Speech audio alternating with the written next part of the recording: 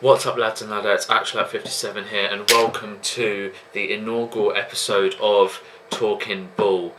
I don't know if that's copyrighted or if someone's got a channel series thingy name called that, but we'll go with it. But yeah, this is the first episode, and we will be reviewing Manchester United versus AC Milan, the second leg of the Europa League from Thursday night. And what a game. Actually, that's a lie. It wasn't a great game, but it was an important game. An important game for Manchester United and an important game for Ole Gunnar Solskjaer. Because Manchester United have always been, and Ole Gunnar Solskjaer has always been beaten with that stick that you haven't won trophies. And I think it's crucial for Man United to either win the FA Cup this season or the Europa League. I think it's clear to see, anyone who has any sort of base understanding of football can see that Manchester United have progressed under Ole Gunnar Solskjaer. We're in a much better and healthier place now than we were in December 2018 when he took over. And I think it was a tough game, and AC Milan were a lot better than I gave them credit for before I actually watched the first leg of that Europa League. Was it round of 16 tie? AC Milan were good, and they were missing a fair few players in that first leg. So were we, to be fair, but AC Milan played better than us in that first leg, and we were lucky to come out of that with a 1-1 draw. But last night, I thought, again, United played well in spells. We were never really under much pressure. Our defensive structure was sound, and I think that's pretty much what you're always going to get with Fred and McTominay as the two central midfielders for Manchester United. They lack a bit of quality, they lack a bit of composure, but they put in work, they put in a shift, and they give the rest of the defence a steady platform to build on. And United, I think we started well on the front foot. First 10 minutes we came out of the blocks. We had a couple of chances, a couple of decent crosses, and sort of half chances that never really quite materialised. Dan James, again, I rate him. I think he's a very good squad player, but we need better, and he needs to improve if he's going to have a long-term future at the club. We got past AC Milan, who had Theo Hernandez back, the French left back, and he's a solid player. He gave us a bit of issues at times during the game. He was bombing on forward, and I suppose that's where Dan James comes into it. His energy, his work rate. He was tracking Theo Hernandez for the majority of the game, and I think it was a solid performance that was underwhelming in the first half, but when Paul Pogba came on, we looked a different side.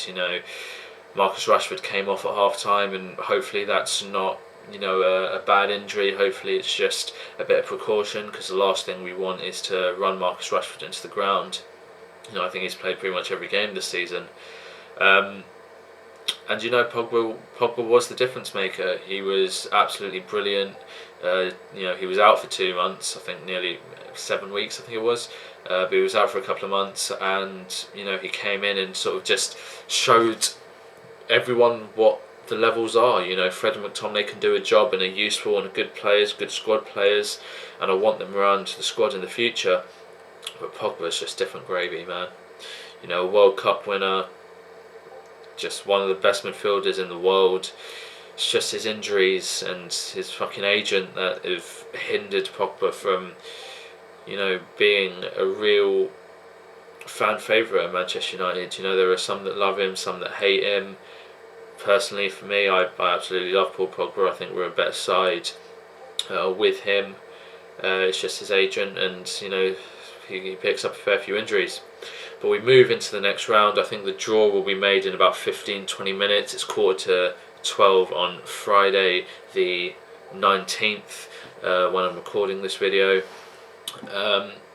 And yeah, let's hope we get an easy draw for once, because let's be real, Man United under Ole Gunnar Solskjaer have always had difficult draws. Sociedad in the round of 32 and AC Milan in the round of 16.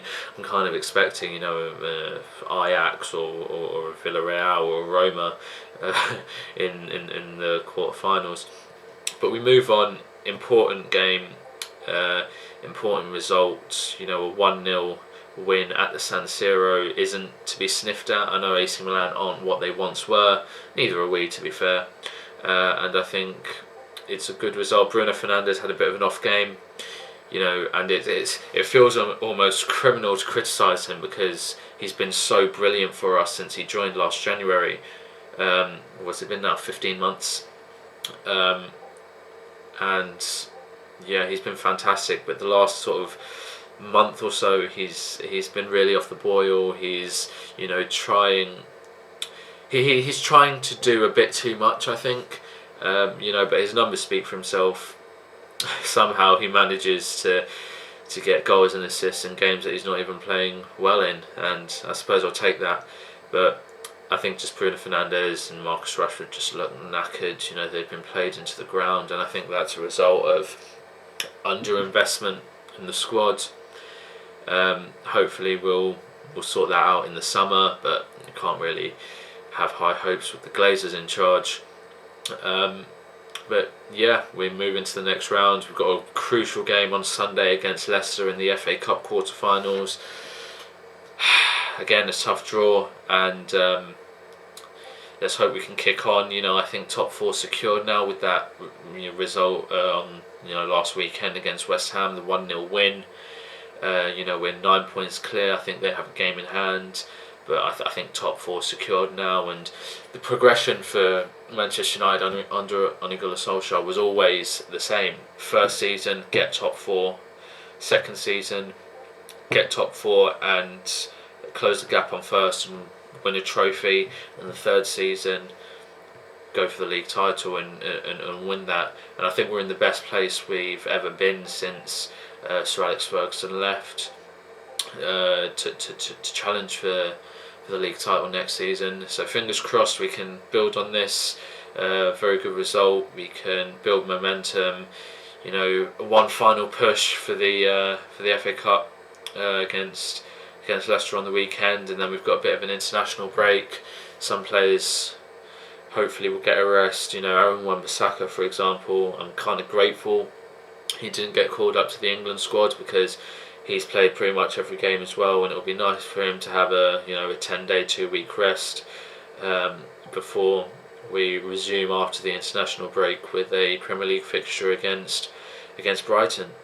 So all in all, good result against a tough opposition. We didn't play the greatest. We didn't play to the best of our abilities, but we move into the next round, and that's all that matters in knockout competition. Doesn't matter how you play as long as you progress.